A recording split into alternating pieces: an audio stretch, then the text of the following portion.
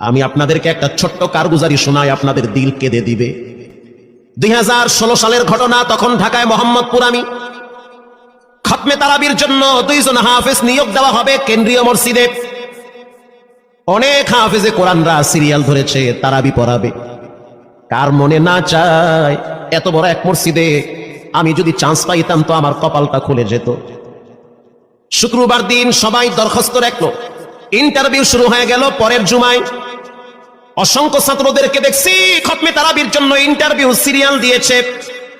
In the মিন টাইমে মসজিদের বারান্দার দরওয়াজায় কে যেন নক করতেছে। খাদেম সাহেব আস্তে করে জালনা খুইলা উকি মাইরা দেখতেছে যে 2টা ছোট বাচ্চা বাহিরে দাঁড়িয়ে আছে, একেবারে অল্প বয়স। খাদেম প্রশ্ন করলো, তোমরা কারা, কেন আসছো? বলে, আমরা 2 জন আসছি খতমে তারাবির ইন্টারভিউ দেওয়ার জন্য। খাদেম সাহেব একবার পায়ের দিকে তাকায়, আবার জামার দিকে তাকায়, কারণ কথার সাথে বাহ্যিক সুরত মিলে না। অন্য অন্য ছাত্রদেরকে দেখছি কত উন্নত পোশাক পরে, গেটআপ কত সুন্দর করে ইন্টারভিউ দেওয়ার জন্য আসছে।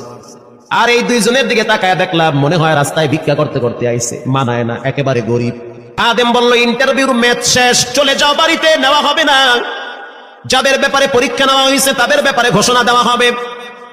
বাচ্চা 2টা নাসর বান্দা বলতে আছে, আমাদের তো টাকা নাই যে আমরা ভাড়া দিয়ে এখানে আসব। বাবাই বড় কষ্ট করে 2-4টা টাকা জমা কইরা পকেটে দিয়া পাঠায় দিছে, এজন্য আসতে দেরি হয়েছে। খাদেমের বড় মায়া লাগছে, কারণ খাদেমও গরিবের সন্তান। ভিতরে গিয়া মুয়াজ্জিম সাহেবের বলতে আছে, ও ভাই, বাহিরে 2টা বাচ্চা দাঁড়ায় আছে, ওরা নাকি হাফেজে কোরআন, কিন্তু দেখলে তো মানায় না।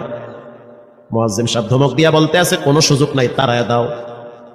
খাদেম গিয়া ইমামের কানে কানে বলতে আছে, হুজুর, বাহিরে 2টা বাচ্চা দাঁড়িয়ে আছে, চেহারার ভিতরে এত মায়া, কিন্তু বাহ্যিক সুরত মিলে না, ওরা নাকি কোরআনের হাফেজ। পাশেই তো রহমানিয়ার মুহাদ্দিস সাহেব বসা আছে, তিনি বলতে আছে, কি ব্যাপার, ফিস ফিস করে আপনি কি বলতেছেন? বলে, হুজুর, বাহিরে 2টা বাচ্চা দাঁড়িয়ে আছে, তারা খতমে তারাবির ইন্টারভিউ দিতে চায়।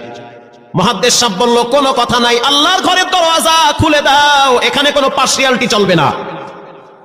আল্লাহর ঘরের দরওয়াজা সবার জন্য খুলে দেওয়া হবে, আসতে দাও, ভিতরে বসতে দাও।